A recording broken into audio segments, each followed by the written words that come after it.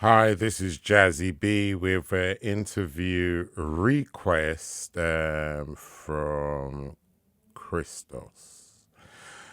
You started getting into music at a really young age and you were seriously driven. Were you just fearless back then because you didn't know any better? Question mark. And if so, how much did that help you and Daddy to find your way? Well, from a young age, yes, I was heavily influenced by my bigger brothers who all had sound systems. Coming up in the 70s in the Caribbean, West Indian community, the sound systems and music was a huge part of us growing up. And definitely as a young man or young men, we wanted to be a part of that. In terms of us being seriously driven, it was just a passion. We believed in what we were doing. You know, we loved music. We loved the whole idea of being DIY and doing everything upside down to get a result, yada, yada, yada. And I guess here I am speaking with you today as a consequence of those actions. Question. Your name doesn't just point to the music genre. It also hints at a deep, tight brotherhood. Is that how it is?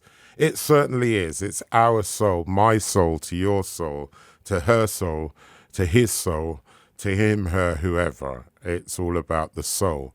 And within us, we've all got a soul. So bringing us all together makes it soul to soul.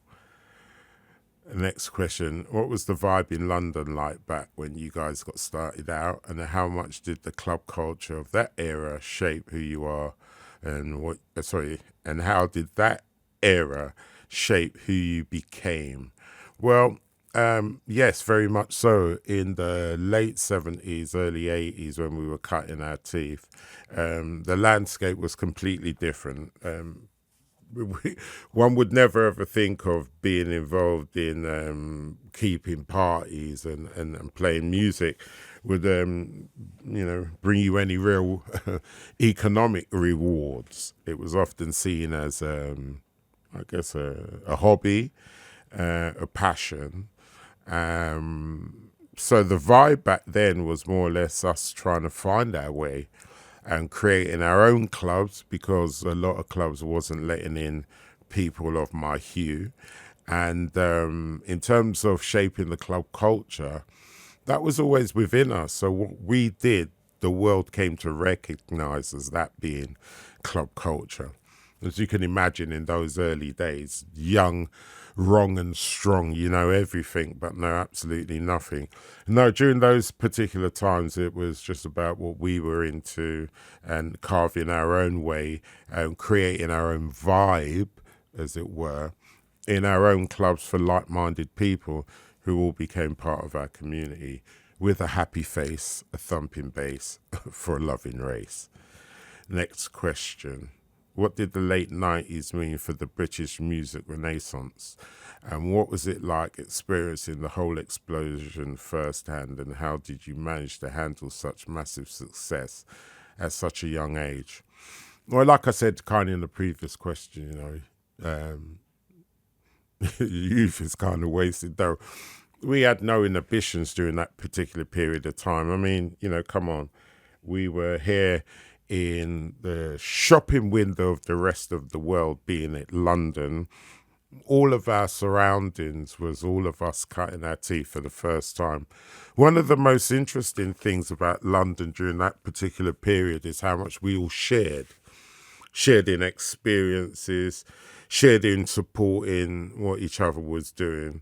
And I guess that was all part and parcel of that mass movement. And how did we manage to handle the success at such a young age? What's really interesting is the fact that, hey, we called our first record Club Classics. That's how big our balls were at that particular time. Next question. Response to your music and your overall presence didn't just stop in the UK, Europe. It turned into a global wave, leading to over 10 million album sales in more than 35 countries. How on earth did you pull that off? Well, I guess during those early days coming into, or rather the latter half of the music industry when we were getting involved, there was a procedure. And within this procedure, if you ticked all these boxes, there'll be something at the end of the rainbow. I think things were a lot one way in those days. We had tactile products. People came to recognize us as not just in the music, but a lifestyle. And I guess our timing was good because a lot of other territories and countries were either going through change or an adjustment, quote unquote.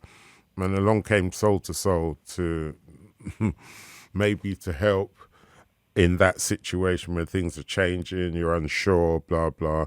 The music and the lyrics of what we were about in during that particular period of time were really synonymous with the times and what people were going through.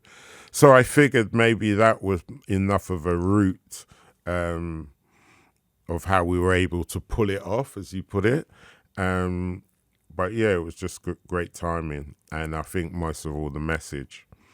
Next question. Back to Life was featured in the opening ceremony of the London 2012 Olympics. Was that whole experience like? It must have been unreal.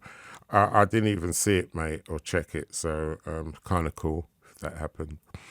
Next question. The sound system mentally of yours is still deep rooted in Soul to Soul, keeping the connection with the audience that's constantly evolving.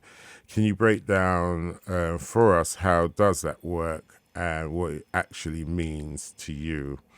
Well, Soul to Soul, we're a sound system, an amalgamation of music and fashion. Us coming together where one makes a decision and the rest follows is much more in the keeping of the sound system traditions. What ended up happening with Soul to Soul is a sound system where most sound systems are exclusive. I think the real difference with Soul to Soul is we became inclusive, meaning that we faced the audience. The audience were really very much deeply rooted in what we were doing, whether it was having parties, making music, or trying on our style and fashion. The people were always a part of that. And hence the clubs would really reflect that we were doing at the time. Because on one hand, can't clap, so it was always about the community. And from those early days, I guess our musical community was forming, and with no inhibitions, and everybody, I guess, just into what we were doing. Hypothetically, in those days, we were just making it up as we went along. You've been honoured with, next question. You've been honoured with dozens of top awards. How do you handle the massive success, fame, and recognition and still manage to stay grounded and focus on your work? Well, I guess I managed to do all that because I've got a family, and I like the idea of the collective. It's comforting. So working with other people is always a pleasure. Like I said earlier, one hand can't clap. So in terms of your accolades and all that, it's better it's shared and we enjoy it more. How do you see the evolution of music and why people consume it today? People don't really listen to full albums anymore. They experience music in a completely different way. How do you handle all of this? I don't do it for other people, so that question's kind of weird. I don't know how people do it and want to do it, and it's up to them. I mean, I do it my way, on the highway. Next question. How do you stay artistically fresh and relevant after more than 30 years in the game? What keeps you inspired today? From the earlies, I was always taught to keep young people around you. And I'm young at heart myself, I guess, technically. But yeah, one of the things that does help to keep a finger on the pulse is having different generations around you. And more importantly, I guess I kind of like the street, which is why I still live in Camden. I'm not intimidated or put off by, how us local people are. Like I said, I come from a very big family, so the sharing in that is an incredible reward when you have something you can share. And I think what helps to keep us relevant is the fact that, kind of feet are on the ground. I still go to the local supermarkets. I still have friends that are neighbours, and really that is all the point of what we do and how we do. And I suppose that helps me to stay grounded. How much threat is AI to authentic creativity? I don't know anything about this technology questions you're asking me. AI is just as important as how I got this message from you. So I guess if it's used in the right way, it'll always aid us. And I'm always up for technology. Keep on moving is what I say, because it's only fair play. Otherwise, you'll be missing so much in order for you to get a life. So I guess technology helps to bring us back to life. For our generation, your two legendary tracks are a huge part of the core memories and a constant reminder of pure joy we feel dancing to them. How does it feel to be such a big part of the lives of millions of people who associate you with their happiest times? It's very much rewarding, and I am part of a bigger picture here. So for all of us, it's equally stimulating when we're able to share memories and the vibes of what the music has meant to so many different people. And it's always overwhelming when people tell you their inner stories about things. So it's a beautiful thing to be part of. And I guess what helps to keep me together with it all is realizing it's a lot bigger than maybe what we started out with. And hopefully I'll continue to help steer it in the right direction. Joy. Next question.